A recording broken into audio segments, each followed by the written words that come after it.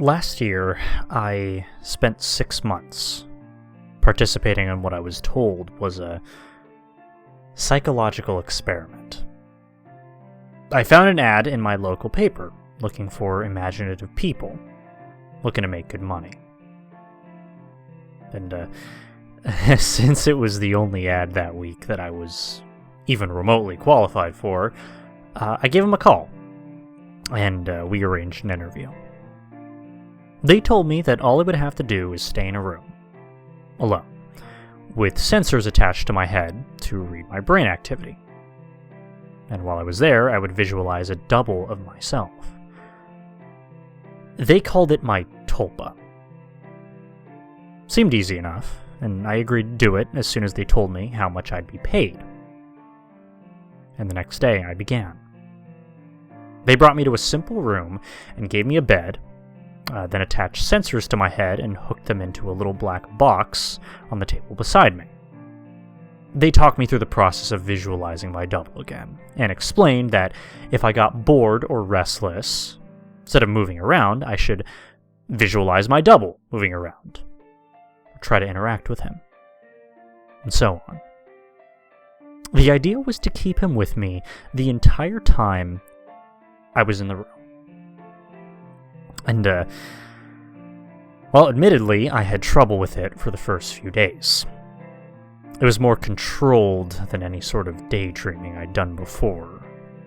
I'd imagine my double for a few minutes, then grow distracted. But by the 4th day, I could manage to keep him present for the entire 6 hours. And they told me that I was doing very well. The 2nd week, they gave me a different room, with wall-mounted speakers. They told me that they wanted to see if I could still keep the Tulpa with me in spite of distracting stimuli. This music was discordant, ugly, and unsettling. And it made the process a little bit more difficult, but I managed nonetheless. The next week they played even more unsettling music, punctuated with shrieks, feedback loops, and what sounded up like an old school modem. Some guttural voices speaking in some foreign language. I just laughed it off, because I was a pro by then. After about a month, I started to get bored. To liven things up, I started interacting with my doppelganger. We'd have conversations, or play rock, paper, scissors, or I'd imagine him juggling or breakdancing, or whatever caught my fancy. I asked the researchers if my foolishness would adversely affect their study, but they actually encouraged me. We played and communicated, and that was fun for a while. But then it got a little strange. I was telling him about my first date one day, and he corrected me. I had said that my date was wearing a yellow top, and he corrected me, telling me that it was a green one. I thought about it for a second and realized that he was right. Kind of creeped me out, and after my shift that day, I talked to the researchers about it. See, you're using the thought form to access your subconscious, they told me. You knew on some level that you were wrong, and that you subconsciously corrected yourself. And just like that, what had been creepy was suddenly cool. You know, I was talking to my subconscious, basically, and, you know, it took some practice, but I found that I could question my Tulpa and access all sorts of memories.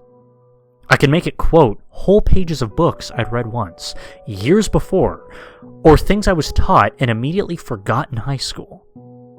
I mean, it was awesome. That was around the time I started calling up my double outside of the research center. Not often at first, but I was so used to imagining him by now that it almost seemed odd to not see him. Whenever I was bored, I'd visualize my double, and eventually I started doing it almost all the time. It was amusing to take him along, like an invisible friend.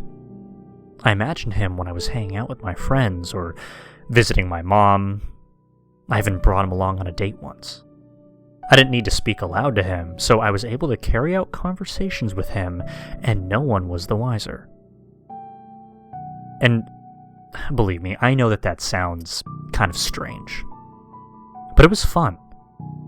Not only was he a walking repository of everything I knew and everything I had forgotten, but he also seemed more in touch with me than I did at times. He had an uncanny grasp of the minutiae of body language that I didn't even realize I was picking up on. For example, I'd thought the date I brought him along on was going badly. But he pointed out how she was laughing a little bit too hard at my jokes and leaning towards me as I spoke, and a bunch of other subtle clues I wasn't consciously picking up on. I listened, and, well, let's just say that the date went very well. And by the time I'd been at the research center for 4 months, he was with me constantly. The researchers approached me one day after my shift and asked me if I'd stopped visualizing him. I denied it, and they seemed pleased. I silently asked my double if he knew what prompted that, but he just shrugged it off, and so did I. I'll be honest, I withdrew a little from the world at that point. I was having trouble relating to people. It seemed to me that they were so confused and unsure of themselves, while I had a manifestation of myself to confer with. It made socializing awkward. Nobody else seemed aware of the reasons behind their actions, why some things made them mad and others made them laugh. They didn't know what moved them. But I did. Or at least, I could ask myself and get an answer. A friend confronted me one evening. He pounded at the door until I answered it, and came in fuming and swearing up a storm. "You haven't answered when I called in fucking weeks, you dick. What's your fucking problem?" I was about to apologize to him and probably would have offered to hit the bars with him that night, but my Tulpa grew suddenly furious. "Hit him," it said. And before I knew what I was doing, I did. I heard his nose break. He fell to the floor and came up swinging, and we beat each other up and down my apartment. I was more furious than I ever had been, and I was not merciful. I knocked him to the ground and gave him 2 savage kicks to the ribs, and that was when he fled, hunched over and sobbing. The police were by a few minutes later, but I told them that he had been the instigator. And since he wasn't around to refute me, they let me off with a warning. My Tulpa was grinning the entire time. We spent the night crowing about my victory and sneering over how badly I'd beaten my friend. It wasn't until the next morning, when I was checking out my black eye and cut lip in the mirror, that I remembered what had set me off.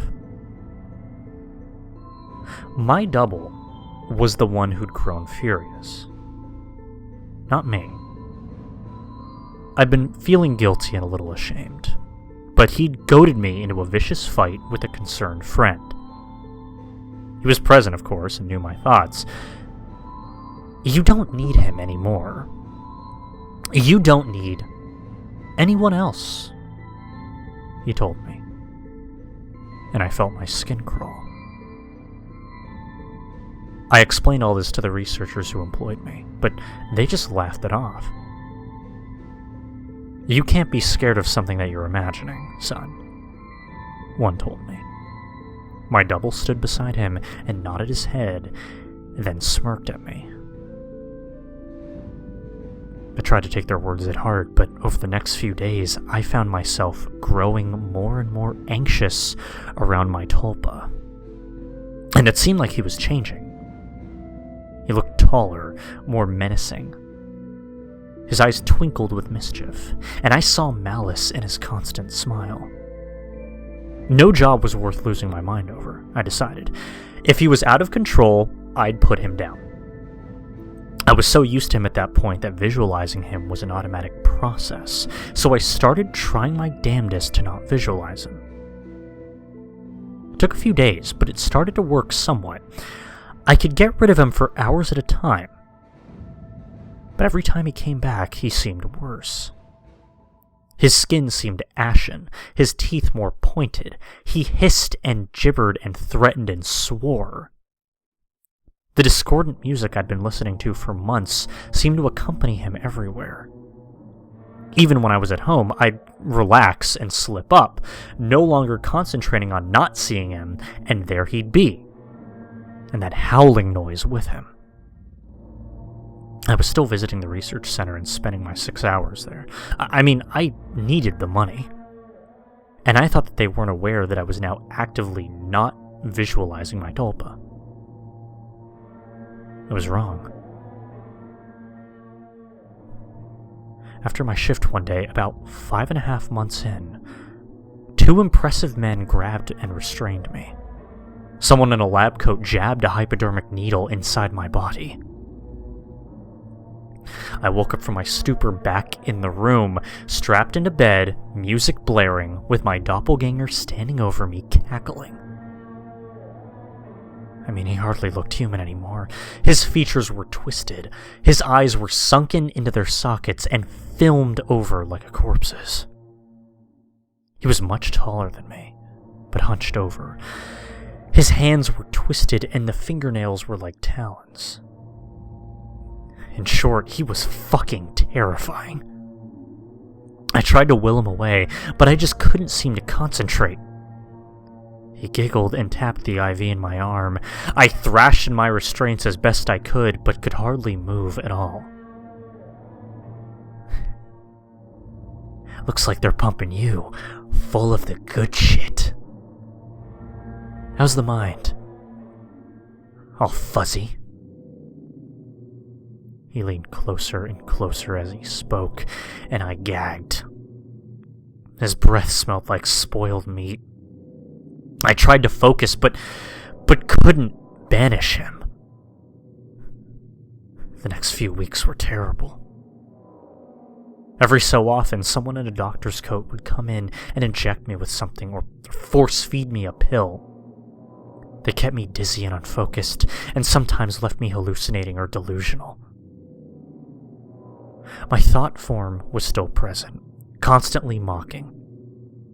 He interacted with, or perhaps even caused, my delusions. I hallucinated that my mother was there, scolding me. And then he cut her throat and her blood showered me. It was so real that I could taste it. The doctors never spoke to me. I begged at times, screamed, hurled incentives, demanded answers. They never spoke to me.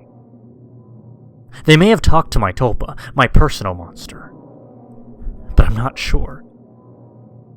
I was so doped and confused that it may have just been more delusion, but I remember them talking with him. I grew convinced that he was the real one, and I was the thought form. He encouraged that line of thought at times. Mocked me at others. Another thing that I pray was a delusion was that he could touch me. More than that, he could hurt me. He'd poke and prod at me if he felt I wasn't paying enough attention to him. Once he grabbed my testicles and squeezed until I told him that I loved him. Another time he slashed my forearm with one of his talons, and I still have a scar. Most days I can convince myself that I injured myself and just hallucinated that he was responsible. Most days.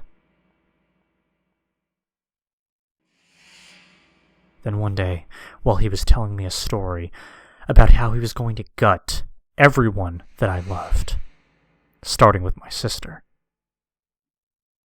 he paused. A querulous look crossed on his face and reached out to touch my head. like my mother used to when I was feverish. He stayed still for a long moment, and then smiled. All thoughts are creative, he told me. He then walked out the door. 3 hours later, I was given an injection and passed out. I awoke unrestrained, though. Shaking, I made my way to the door and found it unlocked. I walked out into the empty hallway and then ran. I stumbled more than once, but I made it down the stairs and out into the lot behind the building. There I collapsed, weeping like a child. I knew I had to keep moving, but I couldn't manage it. I got home eventually. I don't remember how. I locked the door, shoved the dresser against it, and took a long shower. Slept for a day and a half. Nobody came for me in the night. Nobody came the next day, or the one after that.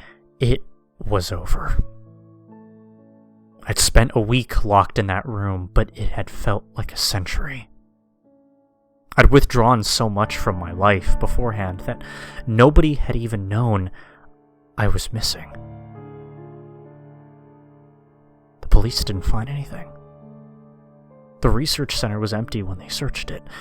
The paper trail fell apart. The names I'd given them were aliases. Even the money I'd received was apparently untraceable. I recovered as much as one can. I don't leave the house much, and I have panic attacks when I do. I cry a lot. I don't sleep much, and my nightmares are terrible. It's over, I tell myself. I survived. I use the concentrations those bastards taught me to convince myself. And it works sometimes. Not today, though. 3 days ago, I got a phone call from my mother. There's been a tragedy. My sister's the latest victim in a spree of killings, the police say. The perpetrator mugs his victims and then guts them. The funeral was this afternoon. It was as lovely as a service could be, I suppose. I found myself a little distracted, though. All I could hear was music, coming from somewhere distant. Discordant, unsettling stuff. That sounds like feedback and shrieking. And a modem dialing up. I hear it still. Maybe even a little louder. No.